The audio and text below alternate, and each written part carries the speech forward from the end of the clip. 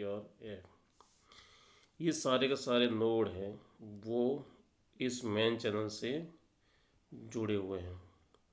और अगर आप इसका स्टाइल देखोगे या पैटर्न देखोगे तो वो कौन से फॉर्म में है, एक तरह से बस की फॉर्म में। तो ये बस टोपोलॉजी के अंदर ये CSMA, CSMA/CD काम करता है। और एक इसका वर्जन और होता है CSMA/CA, कॉलिजन एवोइडेंस वाला। उसकी बात हम नहीं करेंगे, जो वायरलेस में मोस्टली काम आता है। ये जो आपका CSMA है, ये इसके भी 3 वेरिएंट होते हैं।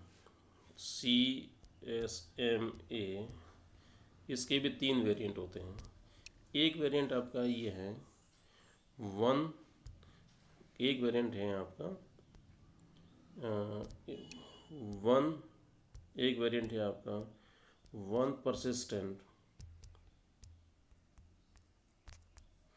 एक है आपका 0 परसिस्टेंट, एक है आपका P परसिस्टेंट।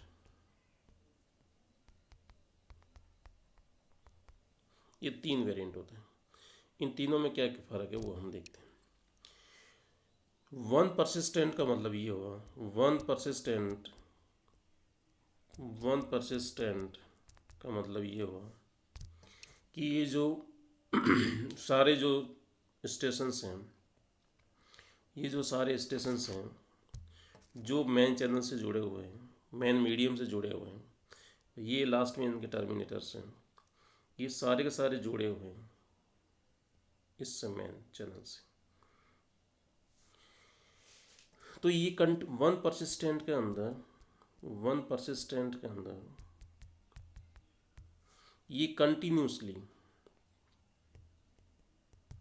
कंटिन्यूसली इसको सेंस करते रहेंगे मेन चैनल को। कंटिन्यूसली मेन चैनल को सेंस करने का मतलब ये होता है कि जब ये जो स्टेशंस हैं ये इस चैनल में जो जुड़े हुए दूसरे नोड हैं, इससे ये जिस तरह से कम्युनिकेशन करना चाहेगा, तो ये जो मेन चैनल है इसमें 2 ही पॉसिबिलिटी हो सकती हैं। या तो ये मेन चैनल है, या तो वो मिलेगा बिजी, या मिलेगा वो फ्री या आइडियल। या तो वो बिजी मिलेगा या वो मिलेगा फ्री। तो जब आपका मेन चैनल बिजी मिलेगा तब ये इसमें किसी तरह के, जब ये मेन चैनल आपका बिजी मिलेगा तो ये डेटा नहीं भेज सकते। सपोज डेट की कोई बी है, वो कम्युनिकेशन कर रहा है आपके ऐप से, तो उस टाइम आपका मेन चैनल है वो क्या मिलेगा, बिजी मिलेगा। उस केस में क्या मिलेगा आपको, मेन चैनल है वो बिजी मिलेगा। और उसी टाइम मान लो सपोज डेट आपका ए स्टेशन है, वो ई स्टेशन से कम्युनिकेशन करना चाह रहा है। जो आपका ए स्टेशन है वो ई स्टेशन से कम्युनिकेशन करना चाह रहा है, लेकिन ऑलरेडी पहले से ही बी स्टेशन वो ऐप स्टेशन कम्युनिकेशन कर रहा है। उस केस में उसको क्या मिलेगा, बिजी। तो ये कंटिन्यूसली क्या करेगा, उसको क्या करेगा, सेंस करेगा यानी कि चेक करते रहेगा कि ये चैनल है वो कब इसको आइडियल मिलेगा। जैसे इसको ये चैनल आइडियल मिल जाएगा तो ये क्या करेगा, स्टेशन ए है, जो स्टेशन आपका ए है, वो अपने जो डेटा हैं वो इस मेन चैनल के माध्यम से ये स्टेशन ई पे भेजने स्टार्ट कर देगा। ये स्टेशन ई पे भेजना स्टार्ट कर देगा। सपोज डेट ये कंडीशन ऐसी बनती है कि जिस टाइम स्टेशन ए ने इस मेन चैनल को सेंस किया तब ये फ्री था। उसी टाइम स्टेशन सी ने भी इसको सेंस किया तभी ये फ्री था। सी मान लो डी से कम्युनिकेशन करना चाह रहे हैं और ई आपका ई से करना चाह रहा है, तो दोनों को उस टाइम ये चैनल क्या मिल गया, फ्री मिल गया। तो इन दोनों ने क्या कर दिया, कम्युनिकेशन स्टार्ट कर दिया। इसने भी कम्युनिकेशन क्या कर दिया, स्टार्ट कर दिया। जब ये जो डेटा है ट्रैवल होके, ये डेटा जो ट्रैवल होके, ये डेटा जब ट्रैवल होके, ये जो डेटा है वो जो ट्रैवल होके, इसका जो डेटा है ये ट्रैवल होके, जब ये भी इसको यहाँ भेज रहा है, इसको भेज रहा है, तो ये जब डेटा ट्रैवल होके जब इसके पास पहुँचेगा तो यहाँ पे क्या हो जाएगा, यहाँ पे हो जाएगा कॉलिजन। क्या हो जाएगा, कॉलिजन, कॉलिजन अकर हो गया, ये आपका कॉलिजन हो गया। तो कॉलिजन होने के बाद ये क्या करेगा, कॉलिजन सिग्नल से वापस इसको ए को भेजेगा, इसी तरह से ये सी को भी भेजेगा। तो उस टाइम में ये दोनों क्या हैं, ट्रांसमिट कर रहे हैं, ये ट्रांसमिशन, ए भी ट्रांसमिशन कर रहे हैं और ये सी हैं, ये भी ट्रांसमिशन मोड में है। तो उसको जैसे ही ये सिग्नल मिल जाएंगे कॉलिजन के, तो इमिडिएटली ये क्या करेगा, अपना ट्रांसमिशन है वो क्या कर देगा, स्टॉप कर देगा। ये अपना जो ट्रांसमिशन है वो क्या कर देगा, स्टॉप कर देगा। ए भी स्टॉप कर देगा और ये सी है वो भी अपना ट्रांसमिशन क्या कर देगा, स्टॉप कर देगा। इसके बाद में ये वापस क्या करेंगे, ये सेंस करना स्टार्ट कर देंगे, इनको सेंस करना स्टार्ट करेंगे। और जैसे इनको ये मेन चैनल है वो फ्री मिलेगा, तो वो क्या करेगा, वापस अपना ट्रांसमिशन स्टार्ट कर देगा। इस तरह से ये जो मेन मीडियम है, इसके माध्यम से जो इससे जो जुड़े हुए जितने भी, इससे जो जुड़े हुए जितने भी ये नोड हैं या स्टेशंस हैं, इससे ये कम्युनिकेशन करता है, इससे ये कम्युनिकेशन करता है। तो principal on which the CSMA CD is working, that it continuously sensing the main channel, continuously sensing the main channel. Whenever it found the main channel is ideal, then it transmit the data, otherwise it wait for its turn, तब तक ये क्या करेगा, अपने turn की wait करेगा। दूसरा है आपका जीरो परसिस्टेंट, सेकेंड वन है आपका जीरो परसिस्टेंट। जीरो परसिस्टेंट का मतलब ये हुआ कि उसमें तो वो कंटिन्यूसली, वन में तो ये कंटिन्यूसली सेंस कर रहा था, लेकिन जीरो परसिस्टेंट के अंदर क्या करेगा, सारे node random amount of time अपना सेट कर लेंगे। रैंडम अमाउंट ऑफ टाइम का मतलब ये हुआ कि ये एक फिक्स अमाउंट ऑफ टाइम के बाद, एक फिक्स स्लॉट टाइम के बाद, एक फिक्स टाइम ऑफ इंटरवल के बाद ये मेन चैनल को मेन चैनल को क्या करेगा, सेंस करेगा। यानी कि कंटिन्यूसली सेंस नहीं करेगा, ये एक टाइम ऑफ इंटरवल के बाद इस मेन चैनल को सेंस करेगा। सपोज डेट इसका जो टाइम इंटरवल है 5 सेकंड, तो ये हर 5 सेकंड में उसको चेक करेगा कि मेन चैनल फ्री है कि नहीं है। नहीं है तो फिर ये नेक्स्ट है 10 सेकंड पे करेगा, फिर ये 15 सेकंड पे करेगा, तो इसके बाद ये यानी 5-5 मिनट के बाद में करेंगे। इसी तरह से इसने मान लो कुछ और रख दिया, 6 मिनट लग, इसने मान लो 6 मिनट रखा है, इसने 7 मिनट रखा है, इसने 2 मिनट्स रखा है, इसने 3 मिनट्स रखा है। So all the station having the random amount of time, या अपन कह सकते हैं रैंडम अमाउंट ऑफ टाइम है या स्लॉट है, वो फिक्स कर रखा है।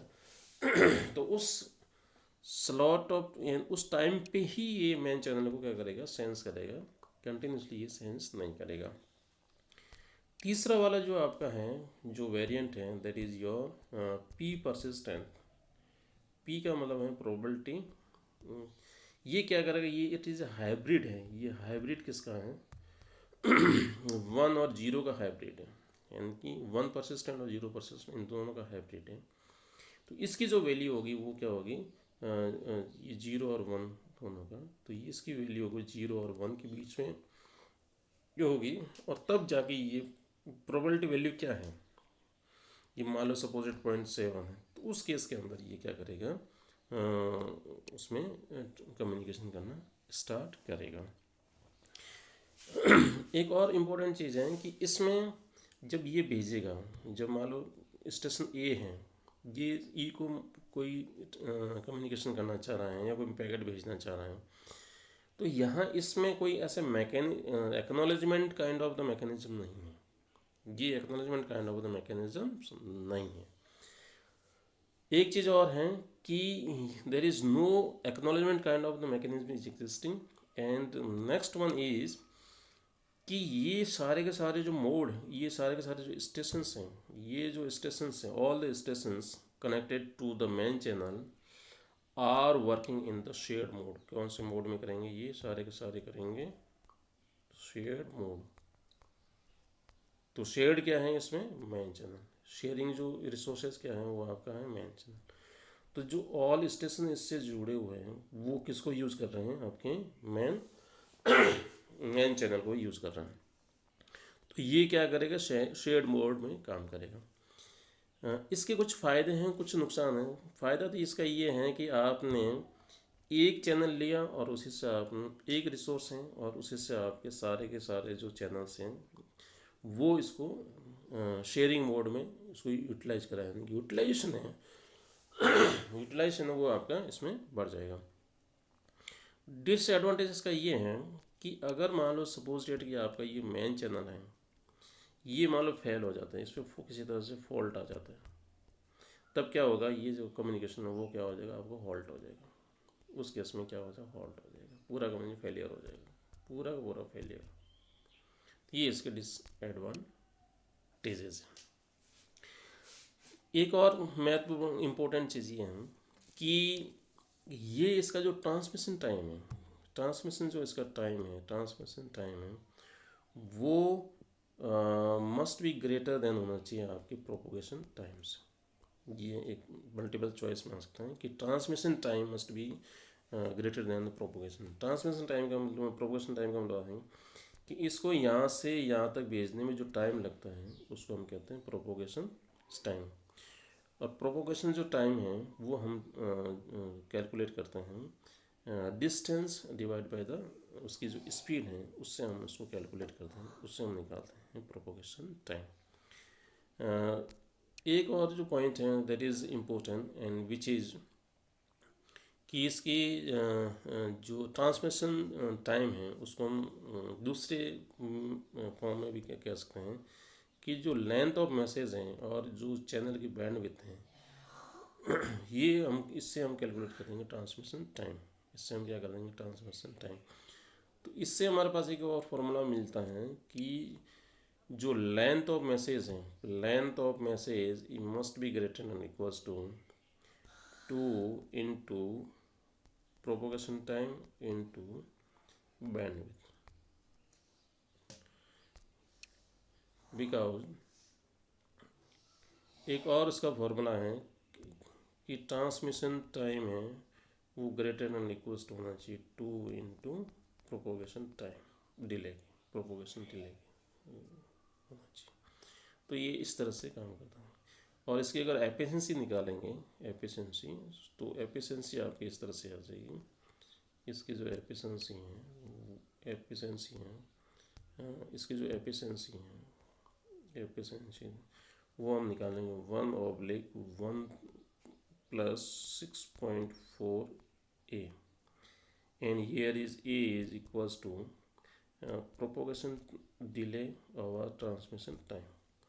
तो ये कुछ है नहीं कि आपके MCQ kind of the question में इस तरह से पूछ जा सकते हैं कि एफिशिएंसी क्या रहेगी। वैसे ऐसे इतना आएगा नहीं एफिशिएंसी क्या रहेगी और इसका प्रोपोगेशन डिले किस तरह से रहेगा। So this is all about your. तो ये सारी है कि यहाँ ये वर्किंग देख लो process. If medium channel is ideal, अगर मान लो कि मीडियम चैनल आपका आइडियल है उस केस में ये क्या करेगा? ट्रांसमिट डेटा करेगा। अगर मीडियम चैनल बिजी हैं तब ये क्या करेगा? ये उसको सेंस करता रहेगा, यानी कि लिसन करता रहेगा जब तक ये आपको आइडियल नहीं मिलता। अगर कॉलिजन आ जाता है, डिटेक्शन आ जाता है, तब क्या करेगा? इमीडिएटली ये क्या करेगा? सेंड नहीं करना, स्टॉप कर देगा immediately. No acknowledgement mechanism in this technique, ये है। ये आपके कुछ MCQ kind of the question में इस तरह के कुछ formulas may be ask, so prepare it. ये सेम थिंग कि आपके 1 परसिस्टेंट, 0 परसिस्टेंट और प्रोबेबिलिटी परसिस्टेंट, ये चीज़ें इसकी हैं। और नेक्स्ट वन इज इसके कुछ एडवांटेजेस एंड कुछ डिसएडवांटेजेस हैं। advantages, just like the more efficient than simple CSMA, and because the ये जो CS ऑब्लिक CD है, CS oblique CSMA oblique CD है, ये इसका एडवांस्ड मॉडिफाइड वर्जन है किसका, CSMA का एडवांस। और इसके दो मॉडिफाइड है, CSMA ऑब्लिक CA कॉलिजन एवोइडेंस, जिसको हम मोस्टली क्या है वायरलेस या वाईफाई में उसको यूज़ करते हैं। और पॉसिबिलिटी है वो फेलियर हो जाता है, मेन चैनल अगर फेलियर, मेन चैनल है वो आपका वो अगर फेल हो जाए तब आपको तब दिक्कत है। मेन चैनल अगर फेल हो जाए, ये खराब हो जाए, तब आपका पूरा जो नेटवर्क वो आपका फेल हो सकता है। और है नो एफिशिएंट वो लार्ज नेटवर्क के लिए। लार्ज नेटवर्क के लिए एफिशिएंट इसलिए नहीं है कि जब आप इसको प्रोपोगेशन डिले को आप निकालोगे, जब ये जैसे एक से दूसरी जगह भेजते हैं, प्रोपोगेशन डिले है। सपोज इट आपका कॉलेजन आपका यहाँ, सपोज इट ये एक स्टेशन है, यहाँ पे एक स्टेशन है और एक यहाँ स्टेशन है, और ये किसी तरह से कम्युनिकेशन करना चाहते हैं, ये कम्युनिकेशन करना चाह रहे हैं, ये जो कम्युनिकेशन है इसे करना चाह रहे हैं, और जब इसने जो डेटा भेजा और वो यहाँ कोलाइड होंगे, तो ये वापस क्या ट्रेवल हो गए इसके पास आएंगे, उसको तो जल्दी पता चल जाएगा क्योंकि नज़दीक है, लेकिन ये बहुत ही दूर है। तो सपोजिट ये इसको 20 मिनट जाने में लगे और यहाँ 20 मिनट बाद में उसको पता चला, तो 20 मिनट उसको क्या आने में लगे, तो इसको अल्टीमेटली का पता चलेगा 40 सेकंड का, 20 सेकंड, तो ये अल्टीमेटली 40 सेकंड। तो लार्ज नेटवर्क होगा, डिस्टेंटेड नेटवर्क होगा, तो उसमें क्या होगा कि जो टाइमिंग ऑफ डिटेक्शन का है, टाइम जो डिटेक्शन में लगेंगे वो बहुत ज़्यादा लगेंगे। सो लॉन्ग डिस्टेंस पे ये इतना एफिशिएंट नहीं है। Two node, it can not reduce the possibility between two nodes, यानी कि ये भी है कि आप ये नहीं कह सकते हैं कि भाई दो नोड के यहाँ से यहाँ भेज रहे हो, यहाँ से यहाँ, और ये भी भेज रहा है किसी थर्ड पार्टी को। अब ये भेज रहा है, मान लो इसको भेज रहे हैं, या मान लो ये इसको भेज रहे हैं, तो ये तीसरा वाला नोड, आप ये नहीं कह सकते कि दो नोड के बीच में किसी तरह का कोई डेटा के बीच में किसी तरह कोई कॉलिजन है वो नहीं होगा। Thank you very much. And MCQ type of question है वो इस पर बन सकते हैं कि ये आपके IEEE कौन से स्टैंडर्ड्स में फॉलो करता है, इस तरह के बन सकता है, या फिर इसकी कुछ मेरिट्स पूछ सकता है, किसको सेंस करता है, कौन से मोड में काम करता है, ट्रांसमिशन जो टाइम है वो क्या होता है, प्रोपोगेशन डिले किसे कहते हैं। So इस तरह के क्वेश्चन में भी ask in the on this topic. So thank you very much and have a nice day.